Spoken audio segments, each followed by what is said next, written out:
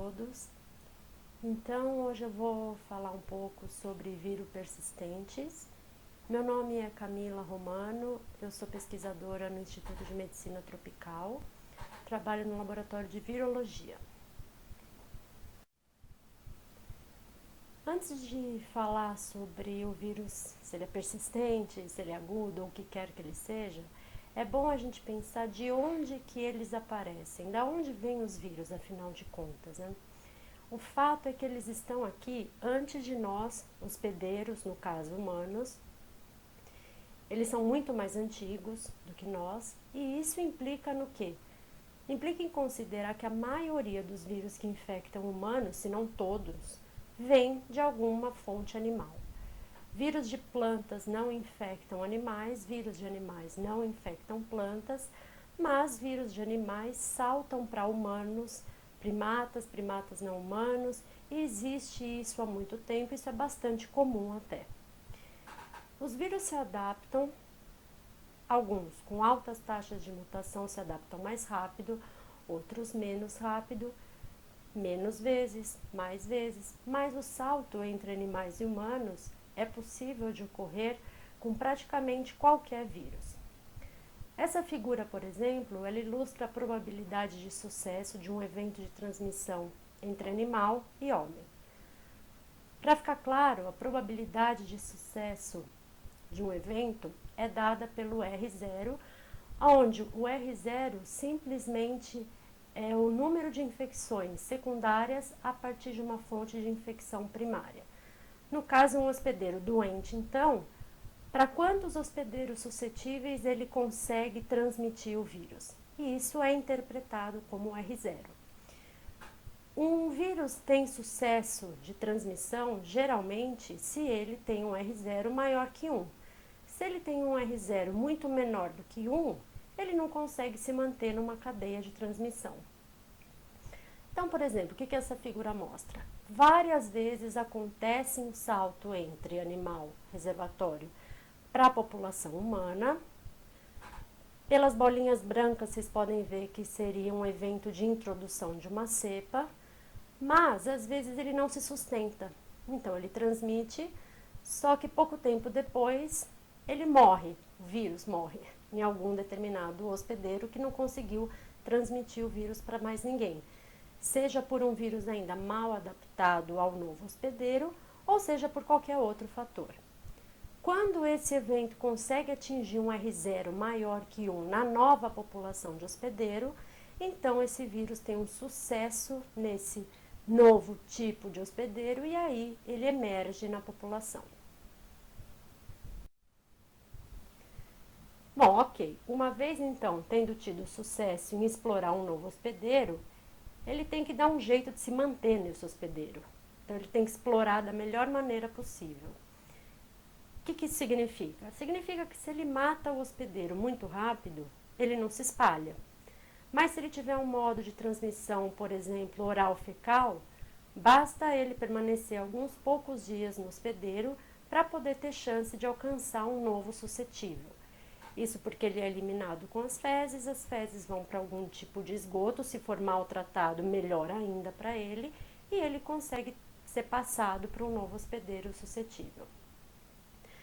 Agora, vocês imaginem se um vírus extremamente virulento, que tem um período muito curto, período infeccioso muito curto, só seja transmitido pela via sexual.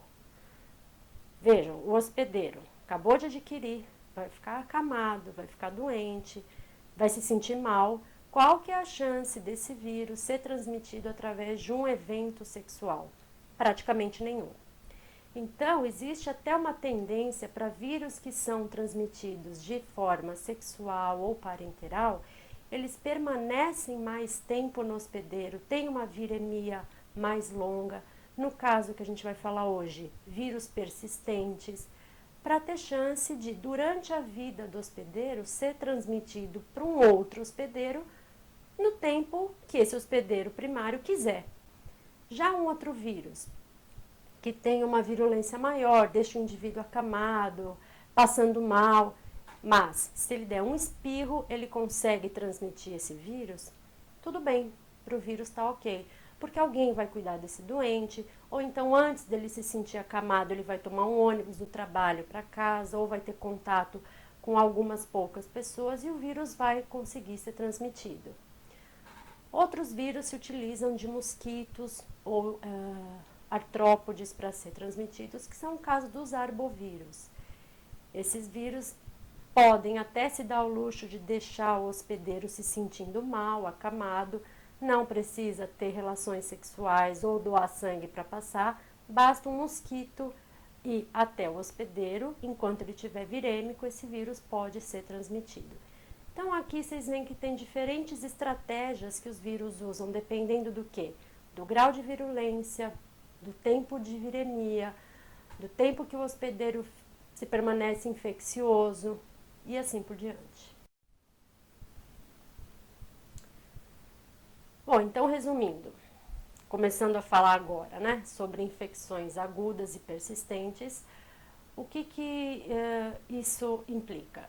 Nós temos, dentro das infecções, várias subdivisões, mas principalmente ela pode ser aguda, que é onde tem um tempo definido de infecção, geralmente curto. A grande maioria dos vírus permanece de 7 a 15 dias, não muito mais do que isso, onde o indivíduo se torna infeccioso, ou a infecção pode ser persistente, ou seja, durar muito tempo no organismo do hospedeiro. Dentro das infecções persistentes, a gente tem infecção crônica. A infecção crônica, geralmente o vírus permanece num estado de replicação constante. Isso acontece mais para vírus de RNA. Vírus de DNA tendem a entrar num estágio que a gente chama de latente. O que isso quer dizer? A replicação cessa por um tempo, o indivíduo não tem viremia detectável, mas a infecção permanece lá para a vida toda.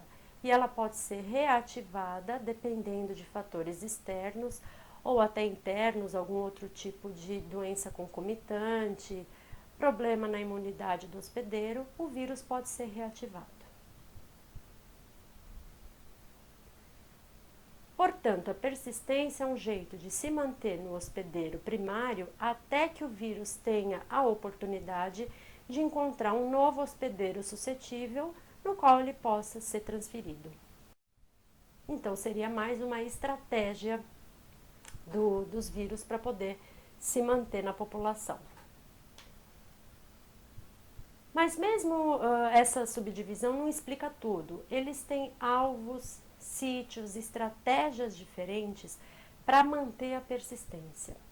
A gente falou agora dos latentes e dos crônicos, mas isso não é bem uma ciência exata, né? Alguns vírus eles podem mesclar entre uma estratégia e outra. Poliomavírus, por exemplo, tem uma dinâmica de replicação bem complexa. Eles nem ficam latentes a vida toda e nem ficam replicando o tempo todo.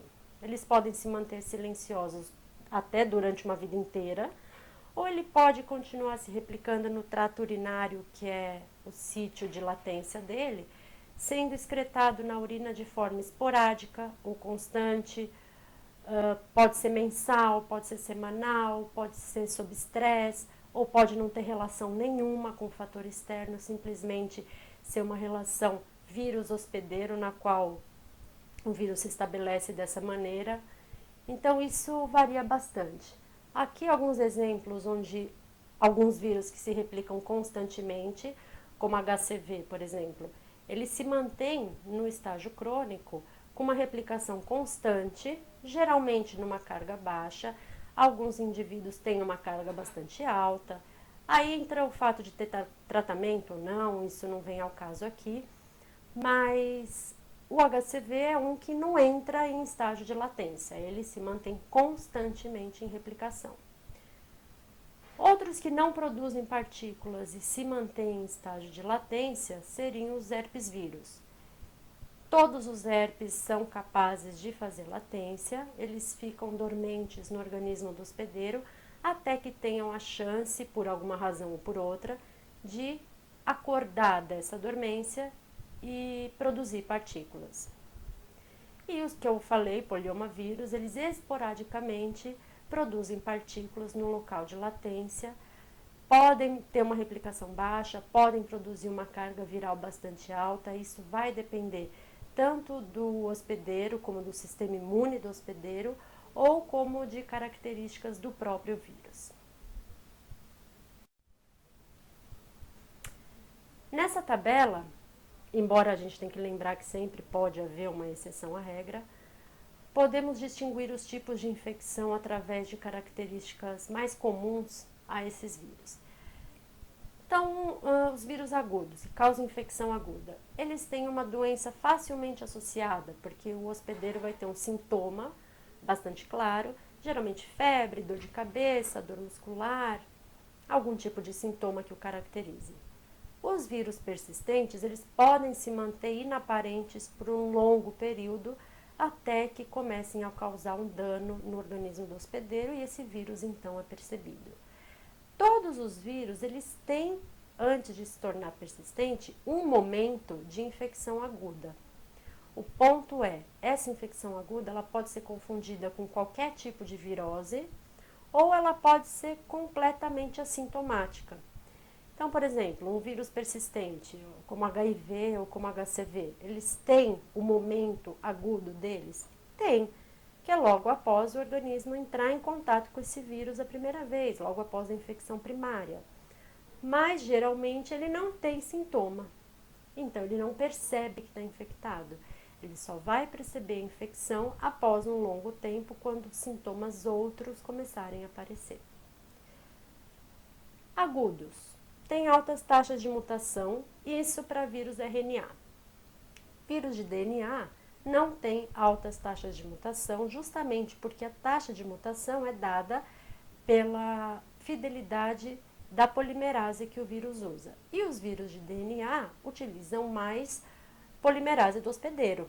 Alguns carregam a própria polimerase, mas eles usam um mecanismo de correção, um mecanismo de reparo de DNA do próprio hospedeiro. Então, eles tendem a ter uma taxa de mutação menor. Vírus com genomas de RNA, tanto retrovírus como vírus de RNA não retro, têm taxas de mutação mais elevadas. Os vírus persistentes, a grande maioria deles é de genoma de DNA. Como eu falei, tem exceções, então a gente tem HCV, HIV, que são vírus de RNA e retrovírus que têm uma taxa de mutação maior. Então, essa regra não se aplica a todos. Os vírus agudos utilizam como estratégia, alguns deles, a replicação em mais de uma espécie. Então, ou seja, o vírus da raiva, por exemplo. Como que ele se mantém no hospedeiro há tanto tempo? Um dos vírus mais antigos que se tem notícia, sendo que ele mata todo o hospedeiro que ele entra em contato. E a forma de transmissão dele não é tão simples, né? Não é uma forma oral fecal, não é aerossol. Como que ele consegue se transmitir? Bom, vocês já devem ter ouvido falar, a gente não tem epidemias muito extensas de raiva em humano. Geralmente a transmissão ocorre entre animal e humano e o vírus se mantém em hospedeiros, em reservatórios animais. Então, uma estratégia adicional para vírus que causam dano muito sério no hospedeiro e não consegue causar longas epidemias, não consegue ser transmitido com sucesso de humano para humano, a estratégia dele tem que ser outra. No caso desse que eu estou dando exemplo do vírus da raiva, ele utiliza hospedeiro humano e hospedeiro animal. Já os vírus persistentes tendem a ser espécie específica. Portanto, uma vez que houve o salto animal para humano, esse vírus se especializa em infectar somente esse tipo de espécie. Muitos dos vírus persistentes, em especial os herpes e alguns poliomavírus, eles podem até ser utilizados para estudar migração da população humana. Porque conforme essas populações humanas, você vê como os vírus são antigos, elas começam a migrar, sai da África, Eurásia e faz toda a migração até a Oceania, os vírus vão codivergindo junto com o hospedeiro. Um exemplo de vírus de RNA que pode ser usado para isso também é o HTLV. O HTLV, embora seja um vírus de RNA, ele tem uma taxa de mutação extremamente mais conservada, extremamente menor do que os outros vírus de RNA. Não porque a polimerase dele não erre muito, mas a forma de replicação dele não é simplesmente por produção de nova partícula, mas ele se divide junto com a célula hospedeira. Então, a taxa de mutação dele acaba sendo muito próxima à taxa de mutação do hospedeiro. E aí, o que acontece? Esse estágio de conservação tão alto, assim como os herpes, assim como os poliomavírus, permitem que eles sejam analisados juntamente com o hospedeiro e você possa traçar migração e codivergência entre eles. Agudo geralmente tem transmissão horizontal, pode ter transmissão vertical? Pode, é claro, como eu falei, toda regra vai ter uma exceção, mas a grande maioria se caracteriza por transmissão horizontal.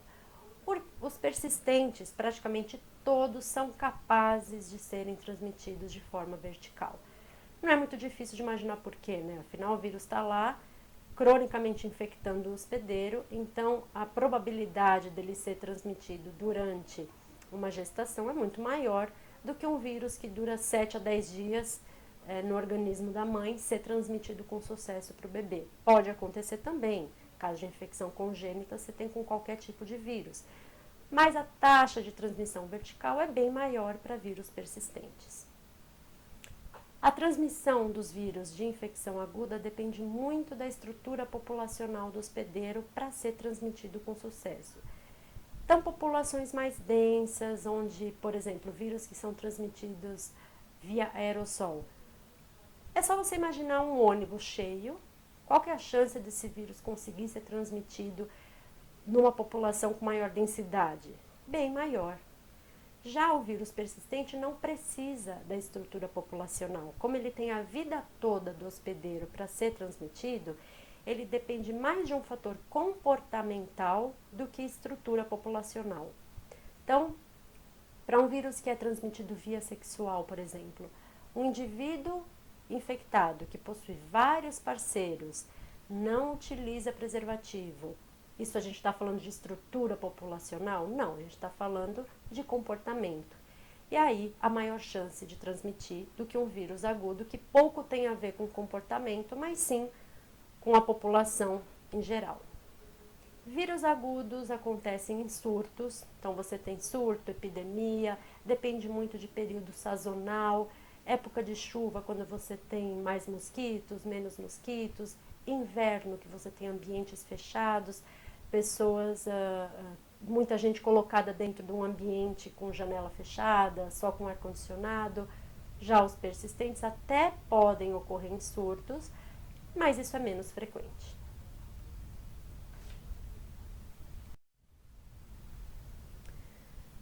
O que os vírus persistentes têm em comum? 3 coisas principalmente. O sistema imune não é capaz de clarear a infecção por completo, seja por um problema no próprio reconhecimento do vírus. Alguns vírus eles têm mecanismo de ser pouco reconhecidos ou não reconhecidos quase pelo sistema imune. Outros vírus eles conseguem evadir do sistema imune, portanto, mesmo que haja um reconhecimento, mesmo que haja uma resposta eficiente, vamos dizer assim, montada contra o vírus, ele consegue de alguma maneira evadir essa resposta e escapar do sistema imune.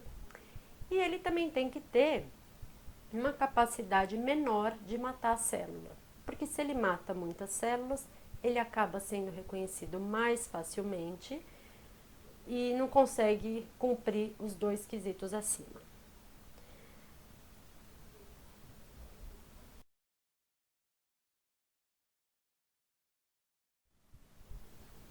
E como que eles vão fazer isso? Bom, tem várias maneiras. Como vocês podem ver nesse slide, eu citei algumas características de vírus persistentes que eles usam para poder causar persistência e se manter no hospedeiro, mas a verdade é que cada vírus ele vai utilizar uma estratégia um pouco diferente, mesmo que o fim seja o mesmo.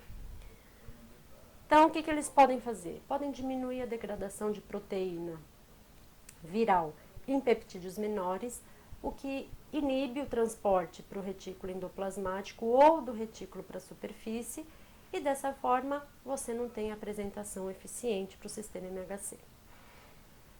Eles podem infectar linfócitos, monócitos e macrófagos, que são células primárias de reconhecimento e que cuidam da vigilância imunológica, e altera essa função dessas células. Portanto, essas células, quando infectadas, têm a sua função alterada e não conseguem cumprir o seu papel. Eles podem infectar regiões imunologicamente privilegiadas, que não têm muita vigilância do sistema imune, como o sistema nervoso, juntas, olhos, trato genital, tecido epitelial do intestino. E aí, nesses locais, eles acabam fazendo reservatórios e fogem do sistema imune. Portanto, mesmo quando esse vírus cai na corrente sanguínea e é eliminado eficientemente pelo sistema imune, algumas regiões do organismo são capazes de manter esses vírus quietinhos ali, de forma que o sistema imunológico não os enxergue. Um mecanismo bastante comum é bloquear mecanismo de apoptose. Praticamente todos os vírus persistentes, eles têm um mecanismo particular de bloqueio de apoptose. Alguns deles, como os herpes vírus, que codificam mais de 100 genes, podem produzir proteínas que regulam a própria transcrição. Então, eles têm genes que a gente chama de genes de latência e de genes de fase lítica. Então, quando eles expressam os genes de latência, eles conseguem ficar num estágio de replicação quase que totalmente silenciosa, mas eles ainda permanecem ativos, só que só expressando determinados genes necessários para a manutenção da latência. Outra característica é a integração no genoma do hospedeiro, como é o caso dos retrovírus. Então, uma vez dentro do genoma do próprio hospedeiro, eles não saem mais de lá. E eles usam, como eu já falei num item acima, eles usam muito a estratégia de reservatório. Então, eles não infectam só linfócitos, eles infectam células de outros tecidos dos quais eles não são enxergados, e ali eles estabelecem reservatórios. Vírus que têm taxas de mutação bastante altas, eles conseguem alterar a cara deles para evadir do sistema imune. Então, a partir do momento que o sistema imune monta uma resposta contra um determinado sítio antigênico, um determinado epítopo, pode ocorrer algum tipo de mutação, esse antígeno muda e o vírus consegue evadir o sistema imune. Eles podem também interromper a transcrição de genes associados à resposta imunológica, principalmente de interferon. Esse é um mecanismo bem conhecido do vírus HCV, por exemplo. Eles podem aumentar a transcrição de citocinas anti-inflamatórias, então, ao mesmo tempo que eles inibem a produção de pró-inflamatórios, eles ativam as de anti-inflamatórios. Então, a resposta fica um pouco confusa. O vírus ele não é enxergado ali, o sistema imune não entende que ele tem que combater alguma coisa, ele consegue se estabelecer com um pouco mais de sucesso. Alguns deles mimetizam proteínas do hospedeiro para evitar ataque do sistema imunológico, então eles mimetizam as proteínas e assim por diante. Seletivamente, eles alteram funções celulares que não são essenciais para o ciclo celular, então a célula continua se replicando, tudo continua acontecendo muito bem, obrigada, mas nem tanto. A célula, embora viva, ela não tem todas as funções preservadas, de forma que as funções principalmente afetadas são de reconhecimento de infecções. Como eu falei no caso de apoptose, muitos dos vírus, aqui a gente tem alguns exemplos, eles são capazes de inibir a apoptose, o que é muito interessante para eles, porque quando a célula reconhece que está infectada, um dos processos de eliminar a infecção é entrar em apoptose. O vírus bloqueando essa apoptose, a célula não consegue eliminar a si mesma e a infecção. No caso dos retrovírus, além de proteínas, como o TAR do HIV, eles produzem microRNAs, inclusive derivadas dessa proteína TAR, que suprimem a expressão de vários genes celulares envolvidos na apoptose. O HTLV, por exemplo, que é um outro retrovírus, ele vai interagir com a via de P53 para inibir essa apoptose. Os genitax, transativos promotores de microRNA da célula hospedeira, que tem como alvo o transcrito do P53, inibe, no fim, a apoptose. Na verdade, a inibição da apoptose via P53 ela pode ocorrer no nível tradicional ou funcional por proteínas de outros vírus também. O antígeno T dos poliomavírus, por exemplo, DSV40, JCV, BKV, são responsáveis por inibir a apoptose. O NS3 do vírus HCV, o TAX do HTLV, o TAT do HIV e assim por diante. Proteínas latentes do vírus EBV, que é um herpes vírus, previnem a apoptose de célula B infectada, por exemplo. O NS5A do HCV suprime também a apoptose através de inibição do canal KV2, que atua em canal de transporte de potássio. Esses são só alguns exemplos de mecanismos de inibição de apoptose.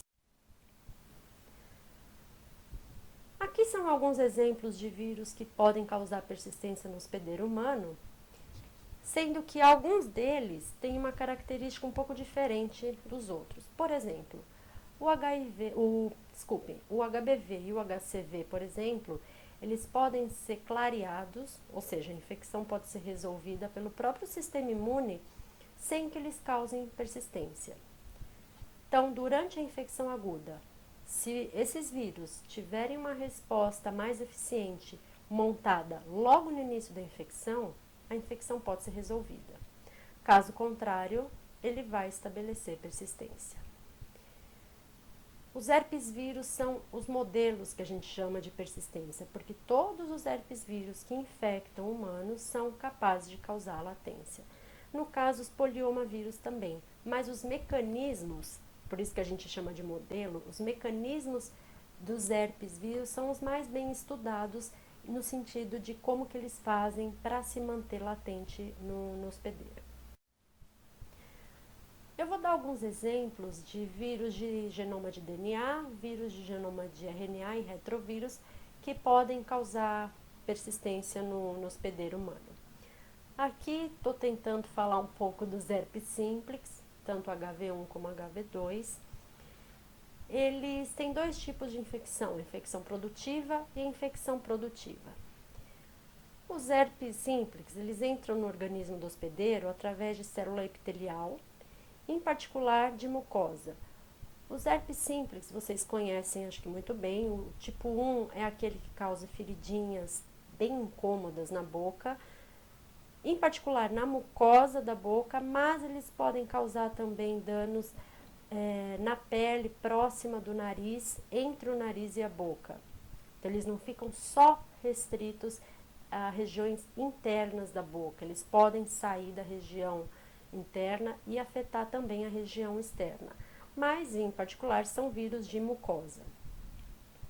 A replicação inicial vai acontecer em célula epitelial e aí ela vai resultar tanto na secreção de citocina como na replicação e disseminação viral para células vizinhas. O que ocorre é que os vírus produzidos nessas células, eles infectam os neurônios sensoriais que estão em contato com essas células. Existem neurônios ligados imediatamente nessas células epiteliais e eles vão ser infectados através do contato com essas células, principalmente através dos axônios e por um tipo de transporte que a gente chama de transporte retrógrado, que é de trás para frente, eles alcançam o corpo celular neuronal. Uma vez que esses vírus alcancem o núcleo, eles ativam genes de latência, por exemplo, LAT, MIR, e o genoma do vírus do herpes é reprimido. Então, ele fica somente expressando o vírus de latência. Eles ficam num estado epissomal, associado a estonas, Então, ele só tem acessibilidade à transcrição de proteínas de latência. As outras proteínas ficam inibidas tanto por metilação ou por um estado de compactação a estonas. E isso permanece por um tempo indeterminado. Mas se essa homeostase é interrompida, seja por fator ambiental, seja por fator nutricional, ou seja por algum tipo de disparo pelo próprio genoma viral, que ainda não se sabe muito bem como acontece, mas pode acontecer, o herpes ele é capaz de reativar a expressão dos principais genes de lise e leva à replicação, ao início do estágio de replicação novamente do vírus. Quando ele começa a replicar, o tráfego dos vírus voltam por um mecanismo de transporte anterógrado e ele volta pelo mesmo caminho que entrou para estabelecer de novo infecção em tecido epitelial. Por isso que a gente tem as pessoas que têm herpes simplex, que têm feridinhas esporádicas na boca, ficam se perguntando, pô, eu acho que o vírus ele fica dormente nas células da mucosa, né? Então, de vez em quando, ele simplesmente reativa. E isso não é verdade. Ele não fica latente na célula da mucosa. Ele fica latente nos neurônios que estão em contato com essas células. Então, eles ficam guardadinhos no corpo celular. E quando ocorre, portanto, a reativação da replicação viral, ele volta pelo mesmo caminho que entrou e reinfecta essas células epiteliais, entrando no ciclo lítico, portanto, na infecção produtiva, e aí você tem a explosão dos vírus formando as bem caracterizadas feridinhas.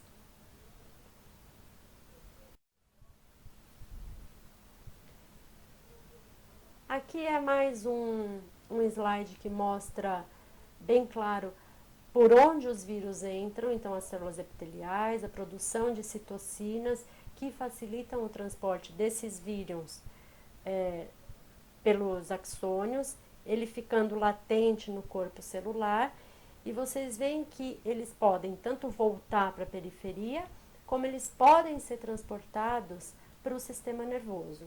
Então você tem esporadicamente, ou dependendo principalmente do estado imunológico do hospedeiro, alguns tipos de infecção no sistema nervoso por conta desse transporte diretamente facilitado por neurônio. Mas isso é bem menos comum. O comum dos herpes é entrar e sair pelo mesmo caminho que entrou através do neurônio. Um outro vírus também da família dos herpes, que eu acho que vale a pena falar pelo fato de também ser um vírus que bastante estudado, que causa latência e é bem prevalente, é o Epstein-Barr. Bom, como os demais, ele pode causar doenças em certos momentos da vida, mas ele é mais associado a doença relacionada à depressão do sistema imune. E também pode causar câncer, porque ele imortaliza as células que ele infecta, no caso, linfócitos. Ele é um vírus bem comum, bastante gente já entrou em contato, então, geralmente, as crianças, metade das crianças até 5 anos já entraram em contato com esses vírus. E se a gente levar em conta que todo ser humano é infectado com pelo menos um herpes vírus, geralmente 2 herpes vírus, um deles vai ser o EBV. E essa prevalência do EBV é global, viu? Não é só em país subdesenvolvido ou em desenvolvimento. O EBV é um vírus distribuído globalmente com alta prevalência. Como eu falei, o primeiro contato costuma ser na infância, então metade das crianças até os 5 anos vão entrar em contato com esse vírus e o restante dos indivíduos vão entrar em contato geralmente na adolescência. Esse vírus também é conhecido como o vírus do beijo. Então, por ter uma transmissão via saliva, na idade que o adolescente já começa a ter outros tipos de contato com outros adolescentes, esse vírus tem maior chance de ser transmitido. As células epiteliais e as células B, especialmente nas tonsilas, são o principal alvo de infecção do EBV. Ele se liga à célula B via receptor específico, que é o CD21, E em células epiteliais, já que não tem esse receptor de linfócito, eles se ligam a beta-integrinas. A principal doença associada ao Epstein-Barr é a mononucleose, mas geralmente ele é assintomático na infecção aguda. Vocês lembram que eu falei antes que mesmo vírus crônicos, eles têm uma fase aguda, que é o momento da primeira infecção, e no caso desse aqui, é a mononucleose. E geralmente, na grande maioria dos infectados, ele é assintomático. O EBV também ele pode ser associado a outras doenças, como o linfoma de Burkitt, o linfoma de Hodgkin, pelo fato do que? Dele transformar, ele tem a capacidade de transformar células B, tornando-as imortais. E isso é uma característica primordial para o desenvolvimento de carcinomas. Também foi associado a carcinoma nasofaríngeo. E tem outras doenças que ele está associado, mas ainda não foi provado, como artrite reumatoide, esclerose múltipla, lúpus, fadiga crônica, até câncer de mama, tem um trabalho que já falou sobre isso também, mas principalmente com doenças autoimunes. O problema é que o EBV, ele é tão prevalente na população que é complicado você estabelecer uma relação entre doença, que não a mononucleose ou esses linfomas que já foram bem estabelecidos, entre doenças autoimunes e esse vírus. Primeiro porque talvez se o vírus estiver envolvido na etiologia de algumas dessas doenças, talvez o simples fato de a pessoa ter entrado em contato, ter uma estimulação do sistema imune via os antígenos do EBV num determinado momento, vão somente ter um impacto lá na frente na vida desse hospedeiro. E não necessariamente você tem que ter, vamos supor, uma carga virêmica altíssima no momento da manifestação dessas doenças. Então, você até pode ter um papel desse vírus na etiologia dessas doenças autoimunes, mas você não consegue provar. E como eu falei, o fato dele estar em praticamente 100% da população, fica difícil você estabelecer um grupo controle que não tenha esses vírus para poder desassociá-lo disso. De qualquer forma, mesmo que eles tenham um papel nessas doenças, talvez eles não sejam a causa, mas eles podem ser necessários, mas não suficientes, para estabelecer algum tipo de disparo ou de papel importante nesse tipo de doença, que seriam as doenças autoimunes.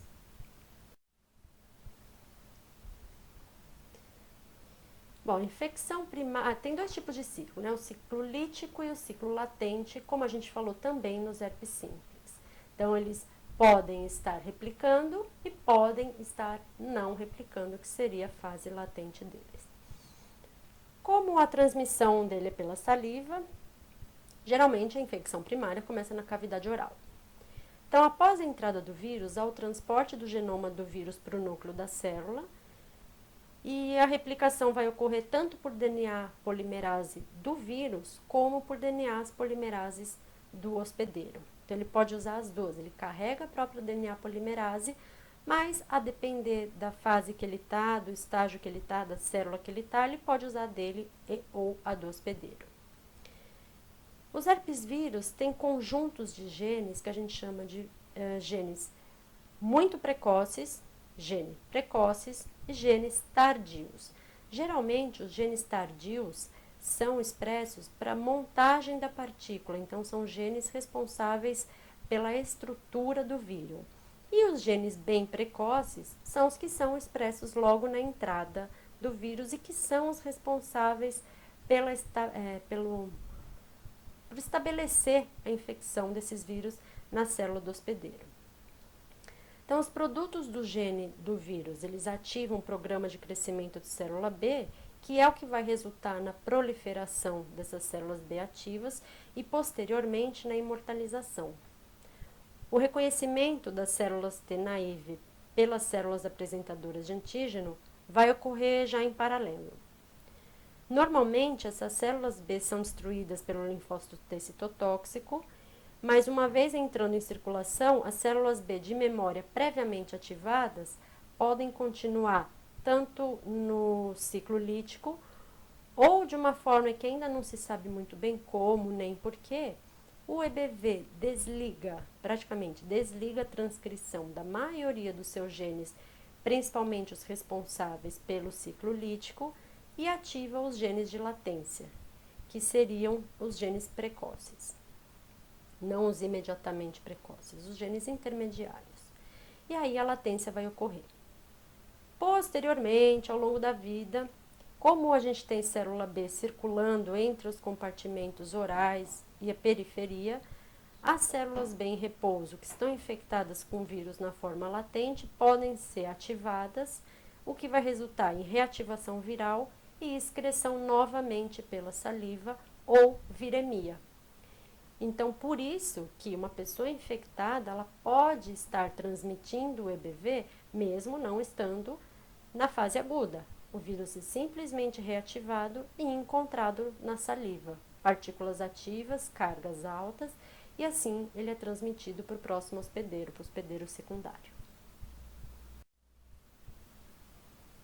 Mudando agora o tipo de vírus, vamos falar um pouco dos retrovírus. Como vocês sabem, os retrovírus são vírus de RNA.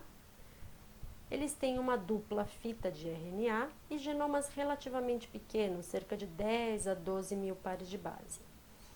Não codificam muitos genes, é um genoma bem compacto, mas, entre outros, ele codifica uma DNA polimerase bem especial, que é dependente de RNA, que a gente chama de transcriptase reversa. Dessa forma, quando ele infecta uma célula, a primeira coisa que ele faz é a transcrição reversa, ou seja, ele faz uma cópia de DNA a partir da molécula de RNA. A própria enzima ela tem um domínio de DNA polimerase que é dependente de DNA, que então faz a segunda fita de DNA, a partir desta primeira com molde de RNA. Essa dupla fita tem a propriedade de se integrar no genoma do hospedeiro através de uma enzima que o vírus também carrega, chamada integrase.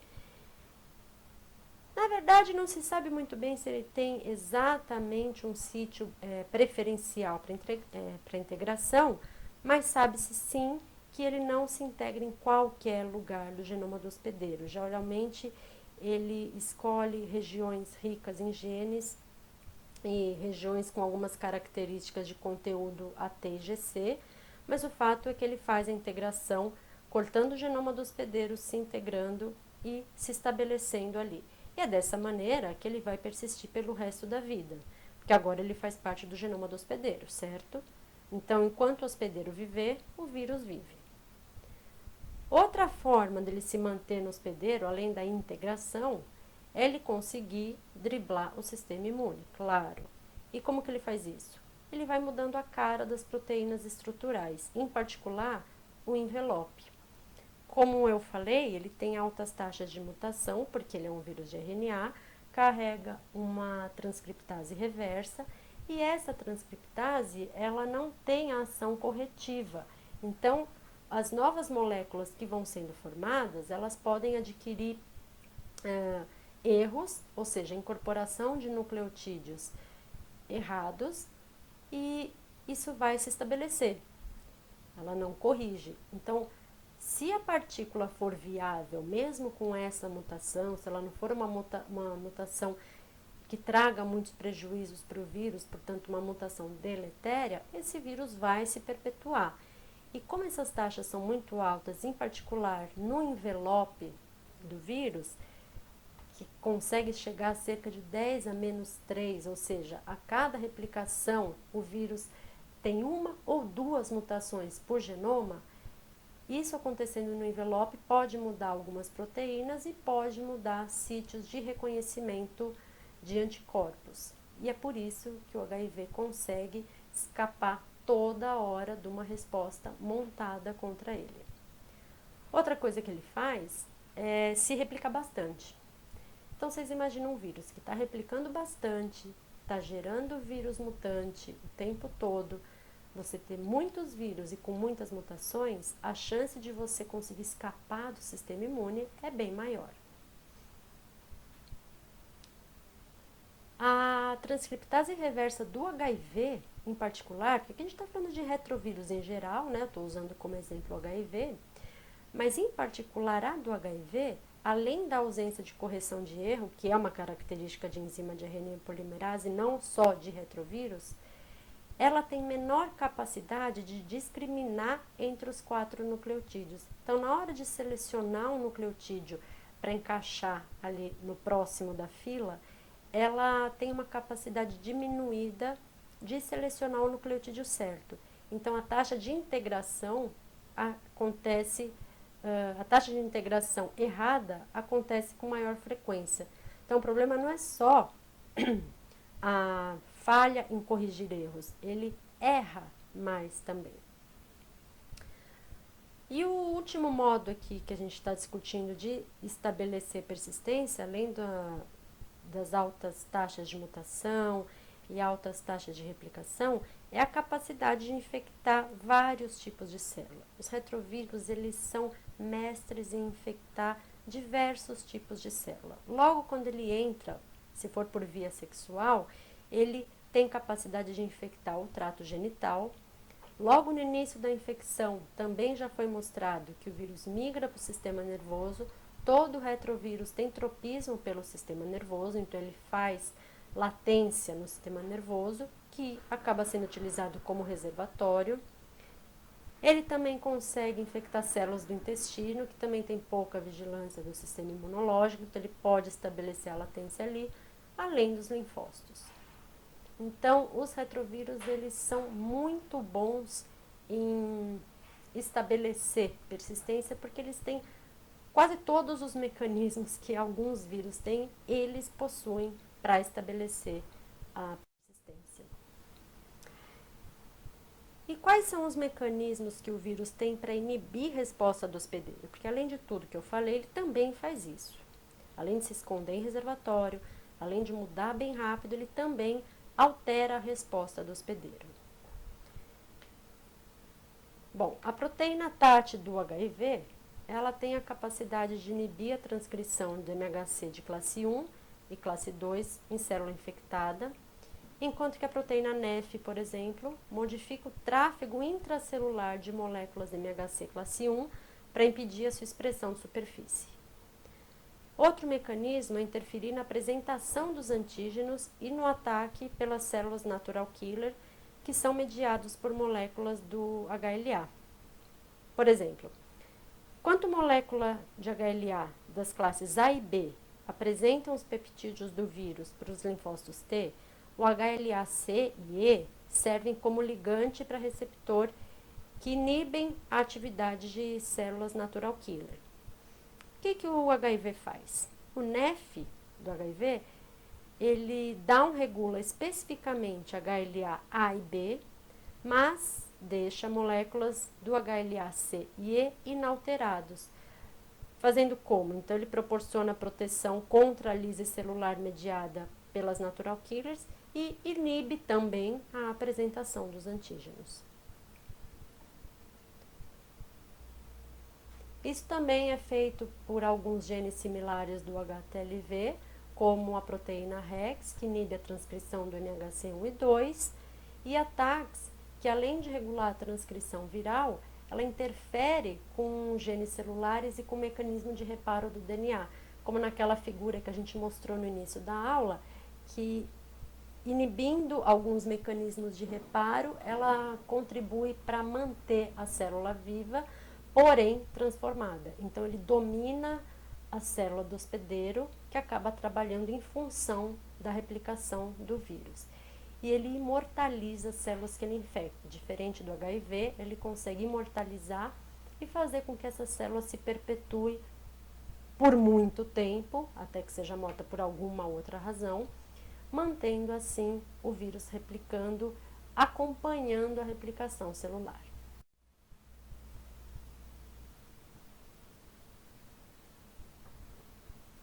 Bom, aqui teve um pequeno problema no slide, mas seria para falar do vírus HCV. Quais são os mecanismos dos vírus HCV para estabelecer também a persistência?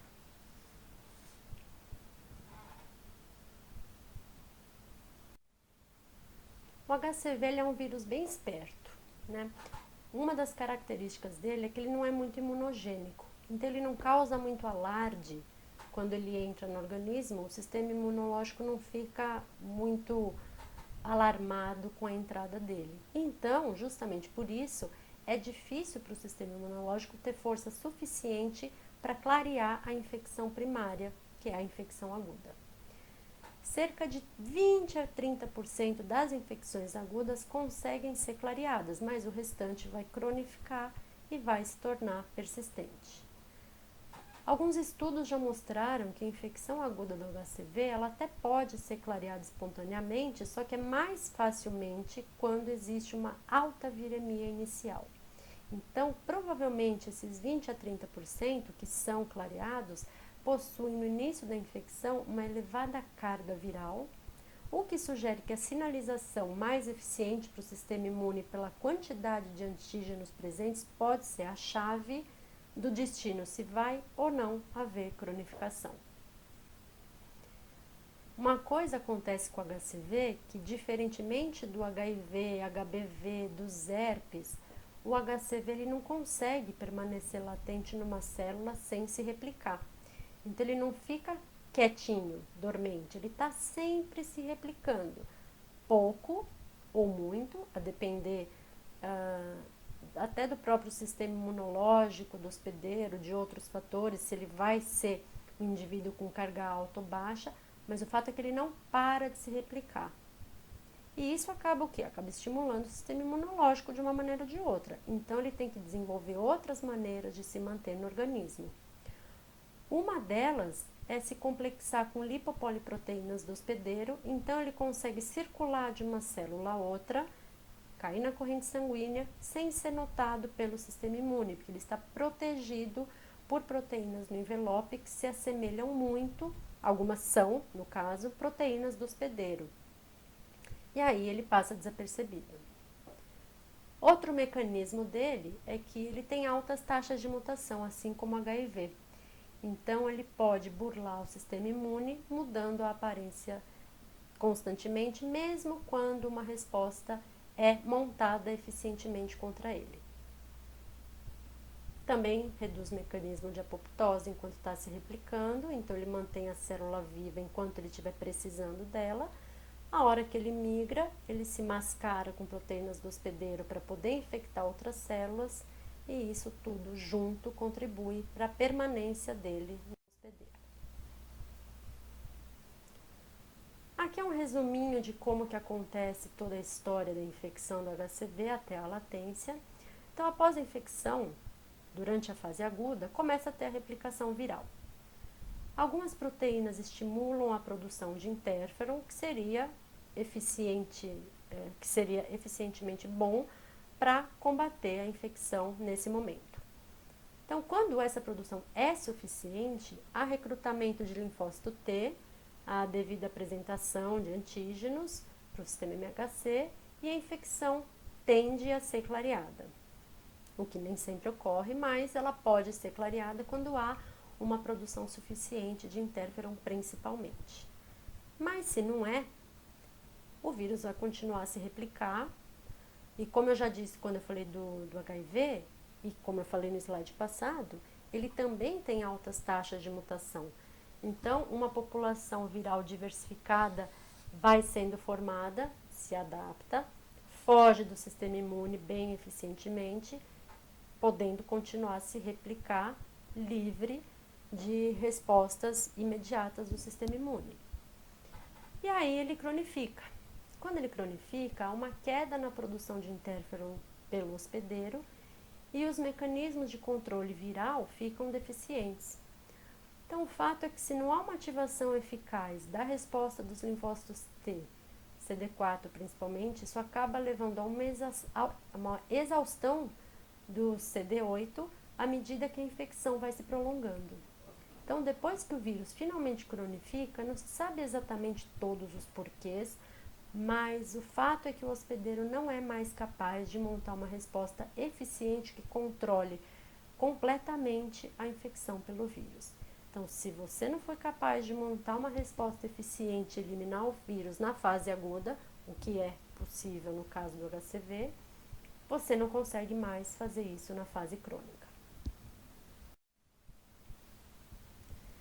Agora, mais para o final dessa aula, eu queria dar alguns outros exemplos de vírus que, embora não sejam vírus de fato persistentes, que isso fique bem claro, tem-se observado que eles persistem no organismo do hospedeiro muito mais tempo do que o que se espera para um vírus, que a princípio não tem nenhum mecanismo conhecido de persistência.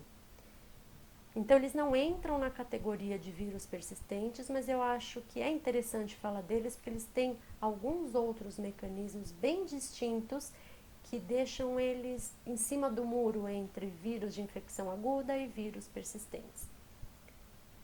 Bom, o primeiro deles que eu vou comentar é o vírus ébola.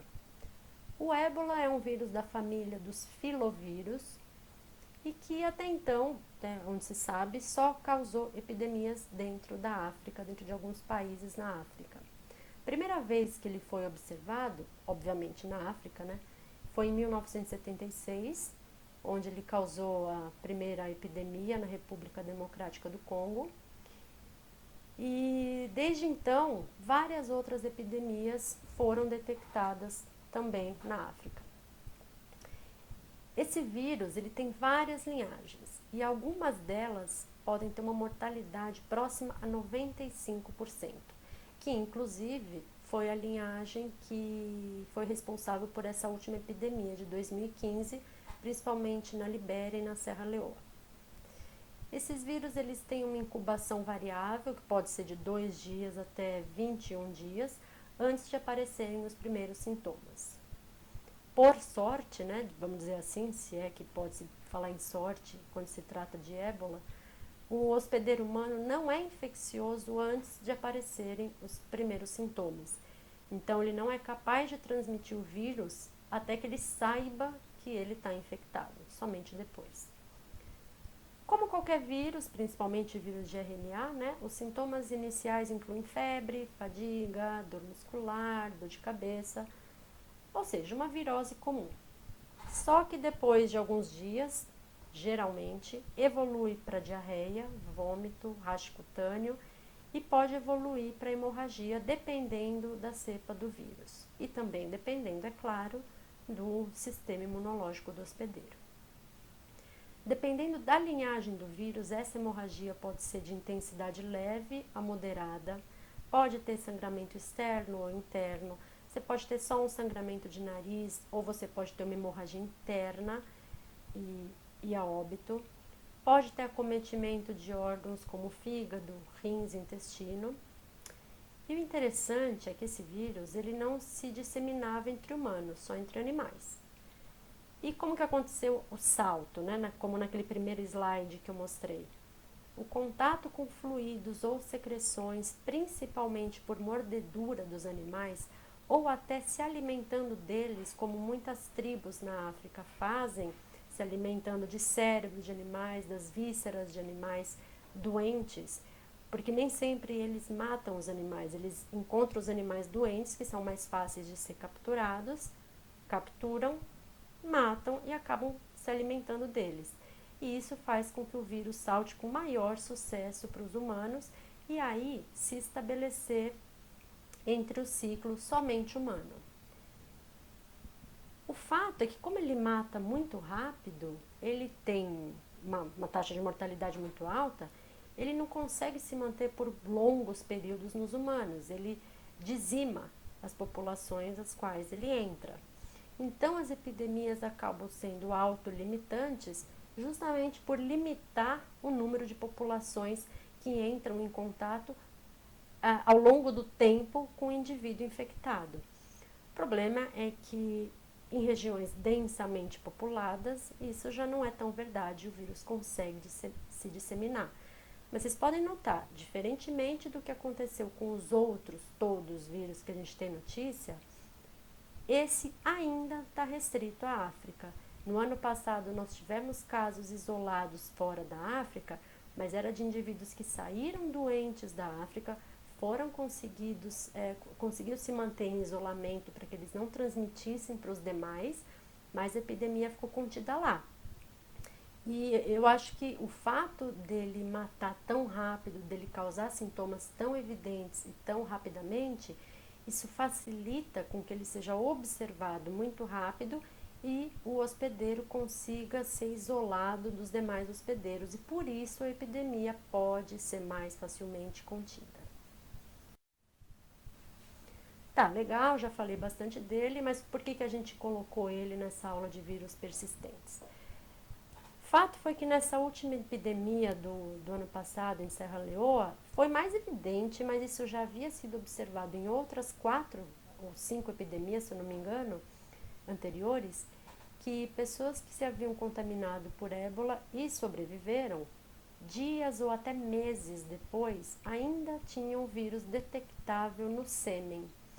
E esse vírus não só estava sendo excretado no sêmen, como eram partículas vivas, ativas e capazes de causar infecção, como aconteceram poucos, mas aconteceram casos de contaminação da parceira de alguns indivíduos que se encontravam completamente recuperados da doença, da infecção. Bom, isso não é comum, há poucas partículas no sêmen, mas, e também talvez o modo de transmissão, né, via sexual, não seja tão eficaz como o modo oral ou parenteral, mas ele ocorre. Na saliva não foi detectado vírus ativo após a recuperação, somente enquanto o indivíduo estava doente. Portanto, é bem comum, a gente sabe que o indivíduo, quando está doente, está na fase aguda, todos os fluidos dele têm vírus e têm partícula viva. Mas após a recuperação, a convalescência, você não detecta mais esses vírus, nem na urina, nem na saliva, nem no sangue, porém, detecta no sêmen. Eu não vou falar aqui sobre os mecanismos que o ebola encontrou para persistir no trato genital masculino, pelo simples fato de que ainda não se sabe muito bem como isso acontece. O fato é que ele consegue se replicar lá por mais tempo, é detectável por até quase 300 dias, como teve um caso aqui na Serra Leoa em 2015. Mas eu não sei, a gente pode pensar em possibilidades como ele consegue ficar lá. Talvez como a resposta tumoral ela é bastante efetiva contra reinfecções, o fato do vírus estar replicando somente no trato genital, ele não consegue sair desse local e se espalhar sistemicamente novamente, porque a resposta humoral ela é eficiente. E como a gente comentou, a vigilância do sistema imune em algumas regiões, como no trato genital, principalmente para alguns determinados agentes ainda é muito menos eficiente, ele não é enxergado. Então ele vai se replicando no trato genital até a infecção se autolimitar e a resposta imune chegar lá e controlar essa infecção um pouco mais firmemente. Mas enquanto isso, muitos casos já foram observados de indivíduos que têm uma replicação constante até com cargas altas no sêmen. E por fim, a estrela da festa, né, como não podia deixar de falar dele, o Zika vírus. Como vocês já devem ter ouvido falar, o Zika não era um problema para os americanos, nem para a Europa, nem para lugar nenhum, a menos que não fosse na África, mas recentemente entrou no Brasil, possivelmente na época da Copa das Confederações ou na Copa do Mundo, e agora está causando epidemia com consequências seríssimas, principalmente para bebês nascidos de mulheres infectadas durante a gravidez. Nos adultos, os sintomas são relativamente brandos, são bem mais tranquilos do que o dengue clássico, né? Não o dengue grave, mas ele causa uma febre baixa, pode causar conjuntivite e geralmente causa rash cutâneo. Não tem consequência mais séria e também não tem relato de persistência do vírus em adultos após a resolução da fase aguda. Portanto, como os demais flavivírus e arbovírus em humanos, a infecção é resolvida em no máximo 15 dias após o início de sintomas. A resposta celular e resposta humoral, elas são bem eficientes, até onde se sabe, não há risco de reinfecção por Zika. Porém, em fetos em desenvolvimento, o problema é muito mais sério. Causa microcefalia, calcificação, hidrocefalia, pode causar aumento ventricular e algumas outras más formações que ainda estão em fase de descoberta. Tem alguns casos de bebês que nasceram aparentemente bem e que parece que tem uma taxa maior de desenvolvimento de epilepsia, mas isso ainda está em fase de estudo. O fato é que o normal não é a infecção durar tanto tempo, mas sim clarear como os demais flavivírus. O único flavivírus que pode permanecer bastante tempo, mas não em hospedeiro humano, é o West Nile, que pode permanecer até 3 meses no organismo do hospedeiro, da ave, mas dependendo da espécie da ave, não são nem em todas as aves. Mas com o Zika, o que ocorre é que foi observado que o vírus persiste sim no feto, relativamente independente do momento gestacional que o vírus é contraído, com mais chance de ser contraído no primeiro trimestre e persistir. Esse caso recentemente mostrou que o vírus foi identificado no sangue materno após muito tempo da doença, mas depois que eles olharam no bebê, eles viram que no bebê estava em maior quantidade. Ou seja, a replicação continua a ocorrer, dissemina para órgãos, tecido, sistema nervoso no bebezinho durante semanas ou até meses, causando danos porque o bebê está em formação. E no organismo da mãe, ele não estava mais replicando, porém era detectável no plasma, muito provavelmente pelo fato de ser o vírus, reflexo do vírus replicando no organismo do feto. E isso a gente já tinha até observado no nosso laboratório também, onde algumas mulheres que contraíram o vírus num determinado momento da gravidez mandaram amostras de 1 a 2 meses depois e ainda tinham carga detectável, porém baixa, no plasma, mesmo sem ter sintomas. Então, isso levando a crer que esse vírus estava replicando em algum lugar, pouco, mas estava. O fato é que se está replicando no bebê, o vírus que cai na corrente sanguínea da mãe é pouco, mas é suficiente para ser detectado num teste de PCR. A gente viu também, não está nesse slide aqui, mas a gente viu que o vírus também pode permanecer na mãe em certos locais, como por exemplo nas glândulas mamárias. Mães que haviam sido infectadas durante a gestação, após o bebê nascer, nós conseguimos identificar o vírus no leite materno e no colostro. O que a gente não sabe se essas partículas são vivas e se existe a capacidade de ser transmitida para o bebê. Mas o fato aqui é que em mulheres grávidas parece que há uma persistência parcial, temporária, do Zika vírus. E por que será que isso acontece? Será que a depressão no sistema imune da mãe para tolerar o feto, que é comum na gravidez, faz com que a persistência temporária desse vírus seja possível? E por que isso não ocorre com outros vírus, como dengue, por exemplo? Ou será que também não tem estudo suficiente para ver que isso também acontece, mas é menos raro do que se imagina? O fato é que ainda é cedo para ter resposta a essas perguntas, mas certamente a persistência temporária de alguns vírus é um fato muito interessante, bem curioso e que a gente deve ficar atento também para a importância clínica que isso pode ter.